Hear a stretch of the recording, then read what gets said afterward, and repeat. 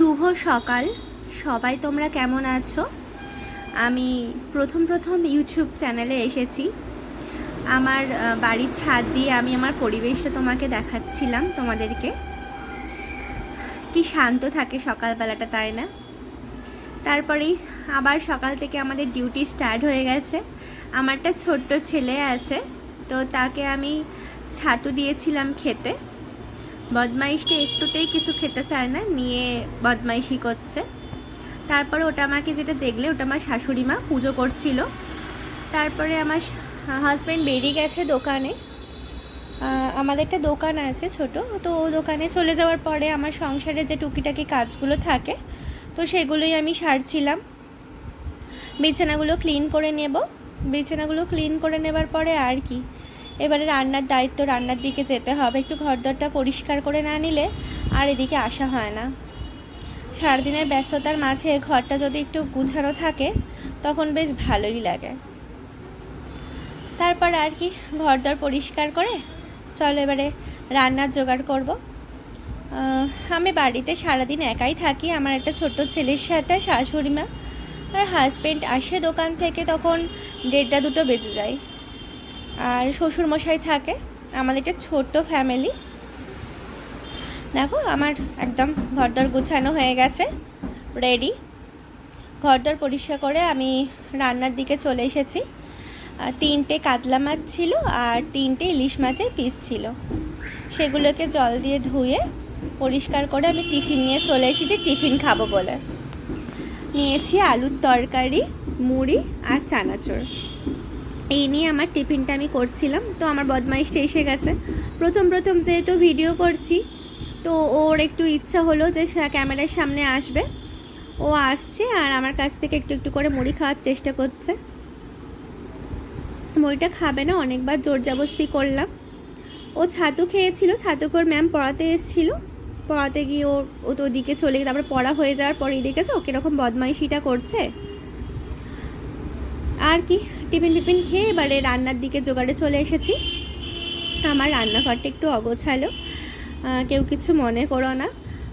আমি আস্তে আস্তে গোছাবো। নতুন করলে যেটা হয়, এদিকে দেখো ডাল বসিয়ে দিয়েছি আর সবজি কাটবো। এবারে সবজি কাটবো। পেঁপে সেদ্ধ করেছিলাম আর কাঁকরোল ভাজা আর উচ্ছে ভাজা একসাথে ভেজেছিলাম, কারণ কাঁকরোলটা না বেশি ছিল না, জানো তো বন্ধুরা। আর কি, এই সংসারের টুকিটাকি কাজ করছি আর তোমাদের সাথে একটু গল্প করার চেষ্টা করছি। এদিকেও আমি একদম বটিতে আনাজ কাটতে পারি না, তাই জন্যই ছুরি ব্যবহার করি। ছুরিতে করে কাটাকুটি করে নিয়ে এবারে আমি সবজিগুলো কেটে পরিষ্কার করে রেখেছি। তারপরে আমি কি করলাম, কড়াই তেল দিয়ে দিয়েছি। তেল দিয়ে আজকে রান্না করব। মাছ দিয়ে আলু দিয়ে তরকারি করেছিলাম, বেগুন দিয়ে। শ্বশুরমশাই যেহেতু সুগার আছে, তো ওই জন্য একটু বেগুনটা দিতে হয়। বেগুন দিয়ে আর কাতলা মাছ দিয়ে আলু দিয়ে তরকারি দেখেছো, একটা গোটা বেগুন পুরো পোকা। এত নষ্ট হয় না সবজিগুলো, দেখতে ওপর থেকে খুব সুন্দর আর পরিষ্কার, কাটার পরে দেখবো আর পুরো পোকা। তারপরে আলু দিয়ে বেগুন দিয়ে তরকারি হয়েছে, আর ওই কাঁকরোল ভাজা, উচ্ছে আর কাঁকরোল ভাজা, পেঁপে সেদ্ধ, মুগের ডাল আর টক করেছিলাম ইলিশ মাছের। আর আমার হাজব্যান্ড বলেছিল ইলিশ মাছের ঝাল করতে। ইলিশ মাছের ঝালটা করেছিলাম। ও একদম সর্ষে পোস্ত দিয়ে ঝাল খেতে পছন্দ করে না, তো সেই জন্য আমি ইলিশ মাছের নর্মালি ঝাল করেছিলাম, সেটা তোমাদের দেখায়নি। মাছ ভাজা আমার এদিকে প্রায় রেডি। এবারে রান্না টান্না করে ফ্রেশ হয়ে নেব, চান টান করে নেব। আমার হাজব্যান্ড চলে আসবে এবার দোকান থেকে। চলে আসলে না বাথরুমে সবাই মিলে হুড়ুড়ি করতে হবে, না হলে ছেলেটাকেও চান করিয়ে নেব। শাশুড়ি মা সকালবেলায় চান করে নেয়, আমিও করে নিই, কারণ এত প্রচণ্ড গরমে না রান্না করার পরে আবার যেন ইচ্ছা হয় যে একটু চানটা করি, একটু ফ্রেশ হয়ে যাওয়া যায়। দেখো আমার এদিকে তোমাদের সাথে কথা বলতে বলতে প্রায় রেডি সব কিছুই। ভাত, কাঁকরোল ভাজা, টক আর ইলিশ মাছের ঝাল, এটা আচার দিয়ে টক, মুগের ডাল আর আলু দিয়ে বেগুন দিয়ে মাছের ঝাল। দেখো তো রান্না টান্না করে এসে দেখছি বদমাইশ আবার বিছানা ঘেটে দিয়েছে, সেই কখন ধরে টিভি দেখেই যাচ্ছে।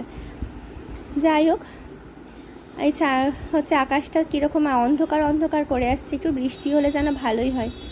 এদিকে দেখো আমি চান টান করে নিয়েছি। চান টান করে দুপুরবেলা আমার বরের সাথে একটুখানি ব্যাংকের দিকে যাচ্ছে, এই আমার হাজব্যান্ড একটু ব্যাংকের দিকে যাচ্ছি, দরকার ছিল ব্যাংকে।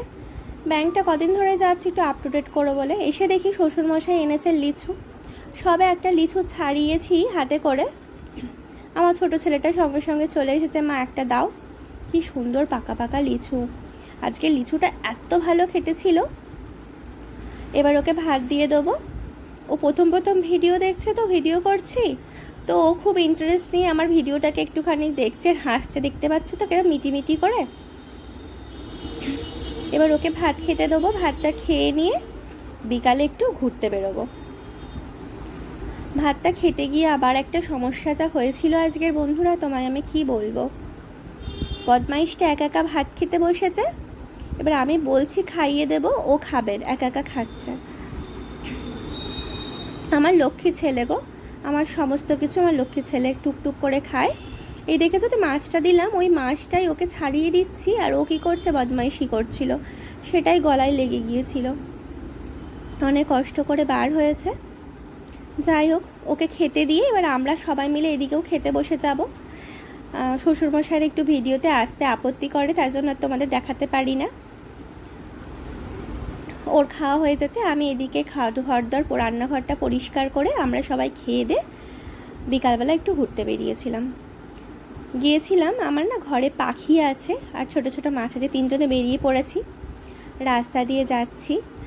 গন্তব্যস্থলটা কত দূর সেটা জানি না, দুজনে মিলে যাচ্ছি, তিনজনে মিলে বাইকে করে রাস্তা দিয়ে যাচ্ছি। আর রাস্তার চারপাশটা দেখতে দেখতে কি সুন্দর গাছপালাগুলো দেখতে পাওয়া যাচ্ছে, কত সুন্দর সব পরিবেশটা। এবার একটা পেট্রোল পাম্পে ঢুকে তেল নিলাম। লাস্টে আমরা কি করলাম, আমাদের এখানে একটা চড়িয়াল আছে তো, গঙ্গার ধার, তো সেখানে গিয়ে 5-10 মিনিট আমরা একটু বসলাম, বসে গল্প করলাম, একটু ফুচকা খাওয়া হলো, একটু আইসক্রিম খাওয়া হলো।